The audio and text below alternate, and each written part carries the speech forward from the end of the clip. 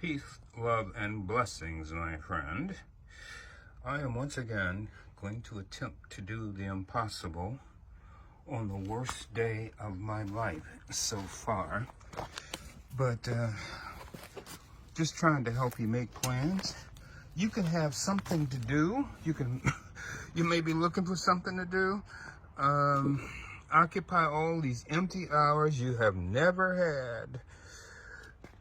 There was a time when people in my hometown used to think and always say they just wanted to go to heaven so they can lay around all day. My mother said the same thing, but I'm not one of those kind of people. I don't want to go into any place where there's nothing to do. And for me, gardening is it. I'm going to share with you as briefly as I possibly can some of my simple concepts of gardening on the cheap, but economically on the fly. Here are, of course, those same bulbs I showed you how to plant. These are called hyacinths. I wish there were smell-o-vision, because these are the most divine fragrances out here.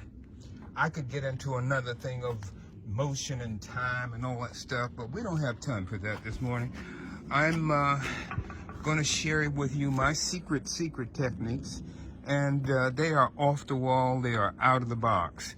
These are crates or shipping cartons that I got from my local store, and they throw them away. I recycle. I do recycle. As I've said before, we blacknecks from Georgia, Mississippi, and Alabama, when we slaughter a pig, we don't throw anything away, even its oink. So again, this is going to be a real quickie. I was blessed on my worst day, which was yesterday. I went out shopping.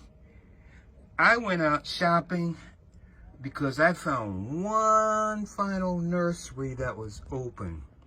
And I got these what are called cold crops, I believe. I may misspeak several times during the course of this because I'm rushing. My assistant has other things to do, better things to do. But, so here we have things like bok choy, collards, Bates collards. We have Brussels sprouts. Oh, we have, see, I told you, I'm in a state of passion right now. These are Bates collards. We got Georgia collards. Over here, again, we have more bok choy. We have mesclun. We have cabbage. We have all kinds of beets are over here. Love those beets. They're red already. Now, if you think for some reason or circumstance that somebody who has lied to you all along is finally telling you the truth about when all of this madness is going to be over, then you deserve what you get. You deserve exactly what you get. But, so I'm saying that, hey, you got nothing else to do except you round on one knee or two in protest. I'm saying, hey, you can do something productive. So I'm going to show you a little of what I'm about to do. You can see I have my materials. I have potting soil. Very important. Use potting mix or potting soil. Sometimes they come with amendments and fertilizers, but again, I'm talking too much because my camera person is very impatient to be done. And you can see how long we've been started. Gardening is not for everybody. I've said before, it's not politically correct to say, but I was bred to plant. I was bred to agriculture. So you can see I have different things. I like the pretty, but I also like the functional, like this hummingbird mix. Again, the pretty dahlias. I've got so many things. I'm not here to shame anybody or to show off. I'm just saying the possibilities are near endless. They are near endless. I've got my preferences, and certainly Oriental lilies are one of my preferences. I'm planting early. This is too cold to plant. Do not do as I do. Do as I say, okay? You'll have to think about that one. But again, my favorites are these large dinner plate dahlias. I love them immensely. They've got their problems. Unfortunately, I bought these several weeks ago, and the rhizomes are starting to come out of the bag. Assistant, please. I just want you to hold the camera and point it. Wait a minute. Let me get my advert in. Am I in there? This is for my Tai Chi expert friend. How many times can I wear this shirt before I have to wash it? All right. That's my last bit of humor. Okay. So as you can see here, these dahlias are starting to grow. They've got these tubers on here. Some are broken, some are shriveled. And you want to take those off. They aren't going to add anything to your plant. Actually, your plant might be trying to send nutrients to them, which is, of course, going to use them up. And you don't want that. So this pot, as you can obviously see, is too small for even the rhizomes or the bulbs. So this is a non-starter for this. But that's okay. I just wanted to expose you to that. More importantly, okay, see, I get very excited, very passionate, and you can't do that. This garden is a place to find peace and calm. I need my cane. Oh, see my shirt again? Hello. That's for the master Tai Chi friend who went to China with me. We sat back, boy. We slept together. We ate together. Not in the same bed now. But I'm here. And again, I was very fortunate. I acted on what I knew, which was that my nursery was open. And I'll even tell you the name. I'm not advertising. I'm just going to tell you the name. Ed's nursery, which was open yesterday, was, and I felt like, and this is the imperative and passion I always have for about everything, I felt I had to get there right then and there before they, you ever see that scene out of Laura Croft where she rolls under a door, or what is it, in Jumanji, or Harrison Ford, and the Temple of Doom or something. I got there at my nursery, Ed's nursery, just as they were waiting for a call to shut down.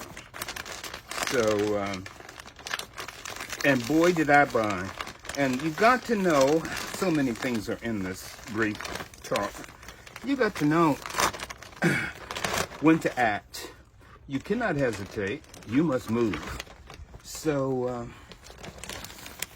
there's so much to do. This has taken me 100 years to learn. And I'm still learning every day. That's the beauty of it. So, again, you will hear me moan and groan several times. Because this is, again, my worst day. Now, there are many different ways of planting, and one of those things involves whether you use plants or transplants. Again, I repeat, whether you use plants or transplants. By using transplants, you will have vegetables 2 or 3 weeks earlier than regular gardeners. And so you really get a jump.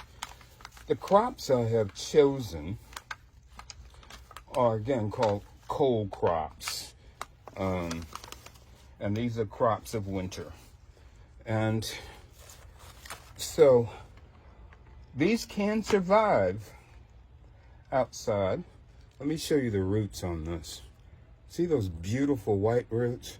Those are the feeder roots.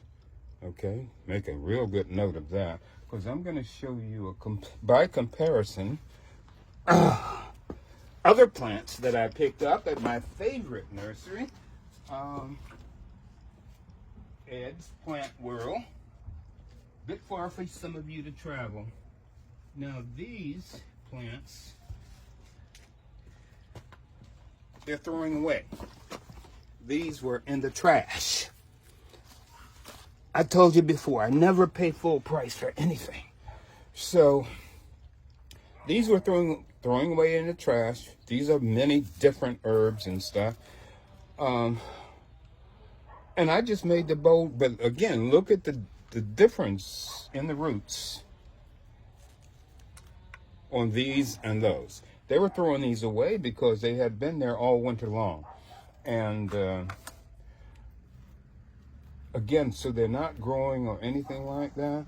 But what I'm going to do is I'm going to break that root ball up, okay, to loosen the roots. I don't want to kill the roots. And people, where they think something is dead, it's not really. So if you want to know sort of what's going on, what's killing your plants, you have to go to the root. And here is a snail, which is very happy in the bottom of that pot. I don't want him in there, but neither am I going to kill him. I'll just toss him into my garden so he can have a happier life someplace else. Now, because despite what everybody says, dirt is not cheap. Dirt is definitely not cheap. So I'm going to use it very judiciously. I'm even using soil from last year. But again, you can look there and you can just see there is no new life. All that's going on is mostly up here right now. So, but because soil is so expensive, I'm going to start this year's garden out. Quiet. I'm going to start this year's garden out with double, triple planting or whatever. I'm going to put several of these in the same pot. Okay. These are herbs, and the beauty of herbs is you cut them and they come back again. So you can see the difference on this one. I just lucked up, or maybe it's just my genetic makeup. But you can look at this and see how some of these are old. Oh, but they are still fragrant. Would still be good in some scrambled eggs or some greens or something, you know. But hidden among there is also this green. This is fresh growth. So I'm going to do a mass planting of this one. And what's going to happen is I'm reducing my failure rate because something, I told you I'd be moaning and groaning. Something is going to grow. So I pack in, again, this is potting soil, not dirt. This is potting mix. Very important. The other stuff is going to be too heavy to drain your soil and let it go.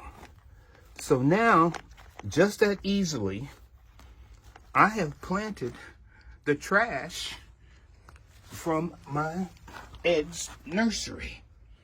Okay? Those things which I have done there, we would also repeat, and my camera person is getting very impatient. I said this would only take 10 minutes, but, oh, take a look at my shirt. I don't look as good as he does. As to you, Master Ken. So again, I'm using transplants a bit early to use seeds. But as I have said before, and I don't mean to be angry, although I am naturally a hangry person nowadays, but it is that if you think for some reason somebody who's lied to you for 3 years is suddenly going to deliver you in April, you're going to starve to death. You hear me?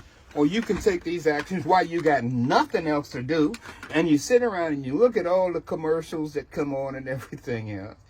But again, so another little cheapskate tool I have is to always get get these little flats which have several plants in each little thing. Several plants in each one. They take more time. But what else have you got right now except time? Because you ain't got money, honey. You might have pain and anguish and everything, but you got nothing else. So again, this is a masculine mix. I try to keep my tags together, but I am never successful. But this is why you have to learn how to tell your plants apart. And all you Christians go around talking about knowing what a mustard seed is like. What is it? If you have the faith of a mustard seed. Most of you don't even know what a mustard seed is. You don't even know what it looks like. You don't know how big it is or how small, certainly in comparison to other things. Now again, here's one of those little things where I have 4 plants that can grow to fruition, full size and everything else. I have to gently pull them apart. I'm not going to explain all of that technique. You can look that up on the web, just as you can ignore everything I'm saying right now. You think somebody's going to deliver food to your house in April? Or, oh my God, probably more like August or whatever. And so I gently plant this. And the way I'm doing this right now will look rough to people who don't know. It even looks rough to me, but they are quite durable if they have not been stressed too much. And yep, got that. Some things get covered up as you're working along, and you just go ahead and put them on down in there. Gently press, because you want to get the air out of the plant. Plants need air, but at the same time, they can suffocate. Just leave it at that. Another thing that we're doing here, again, take a look at those roots. Now this is, again, feed of roots. I'm repeating myself. Some people need that. I know, I do too sometimes. But these are the roots, and they're like white hair. Think of them as angel hair, because these might save you come August, September, October. Just think of it as angel's hair, and she's so beautiful and so divine. You just want to separate them as much as you can. You are not going to get all of them. You never do. Sometimes when you're sitting back and you're even pulling these plants apart, you will break them.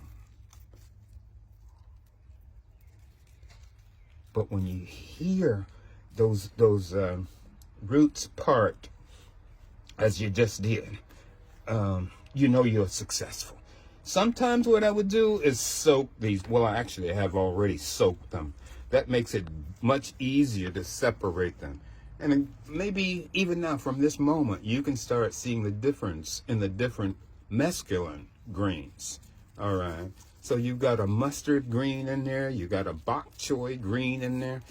Oh. Now, what I'm also doing at the same time is I'm setting up some kind of pattern or design. Okay? Your plants don't just have to be functional and edible. You can make them attractive, very attractive. I think there's nothing more beautiful than a set of greens planted well together. All right? Well, I think that's it. My video cinematographer's time is up. She doesn't want to be here, but so I haven't done any magic or anything else. I still have all of these other things to plant, and I am certainly going to do that. But, well, let me just show you a dahlia quickly if I can. If I can find the pot. Hey, never make the mistake, young people, of getting old. Die young, die very young. I had a pot here somewhere. Well, here we go. This is the problem with being blind. You can't see. You just can't see. So I'm gonna do this dahlia thing, and because I have holy mother Mary, since I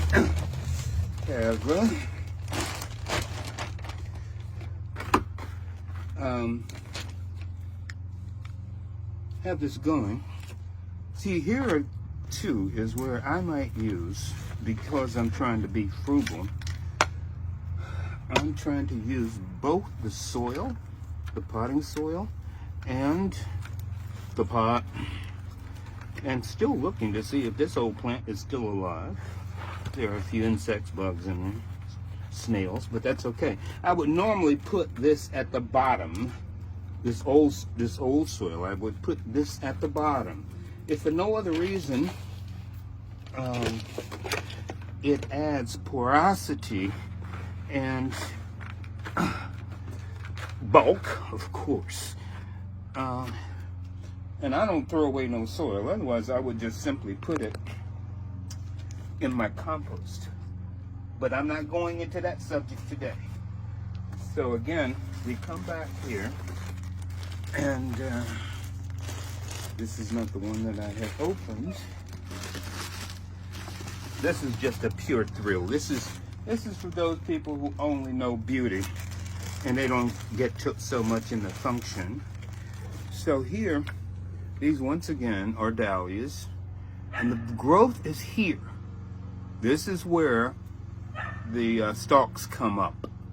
Now what you have to do is, they are really quite brittle at this point. So I would spread these out again. I would take off the dead, which I've already done for some of them, and put these firmly but gently in the pot. Now once again, these particular dahlias are such that they get really, really big, and consequently you really want to spread them out. You'd like to see, that's just the extent of the growth. Looks like a little worm, doesn't it? Something you'd want to kill. But again, since I have to be frugal because I'm not rich, I can't afford to garden really, but I can't afford not to. So I'm gonna put, may as well throw these away. Because I'm trying to maximize my growth, my productivity, I'm gonna put 3 in here. That's more than is necessary, but if you got all that money to spend, that's on you. You can go out and put 1 in each pot again. See, I'm not lying or flying. You see this growth coming out of here, right? From the top and the bottom. But I think that will be 1 too many. And matter of fact, boom. I think it's 2 too many. I want more flowers. I'm greedy like that. So again, these are dahlias. So what I'm gonna do now, whoa, learn how to control your passion, folks. Learn how to control it. I'm going to now cover these, because I know what I'm doing. I think.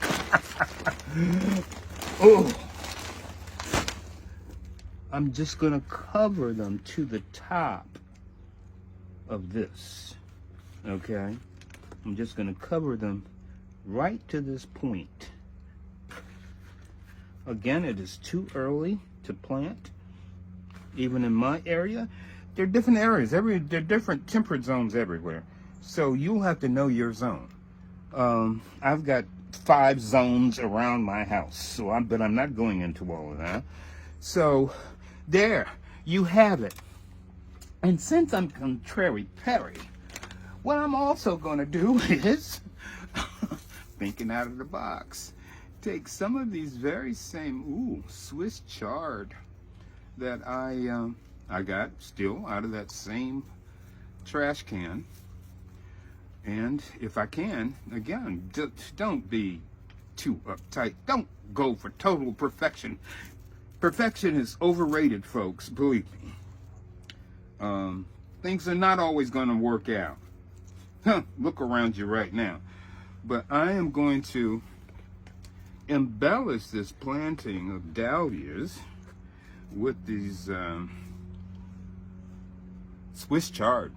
They are so pretty, and they are so long, lots of nutrition and everything. So I'm gonna mass plant the dahlias with the Swiss chard. Now see, this is what happens when plants are overgrown. And you can see in this little small bunch, there is 1, 2,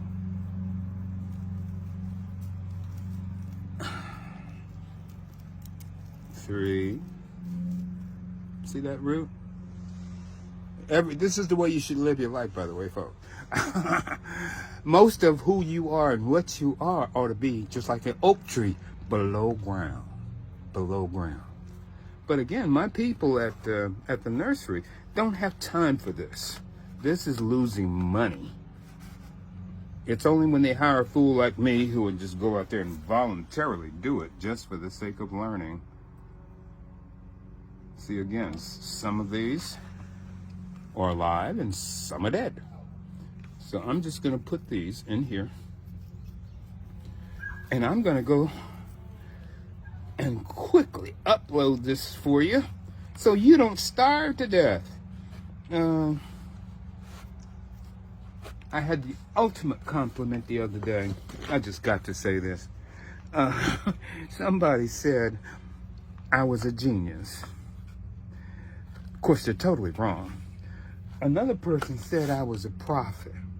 Another called me a master gardener. I don't make any claim, to any of those titles. I am just a determined person. Many will come here in June, July, and August, and they will proclaim I have a green thumb, which is a total lie. I have, my friends, as you can see, a black and blue back. That's how you get results. I hope you got this Tai Chi lesson. Peace, love, and blessings, folks. You can stop it.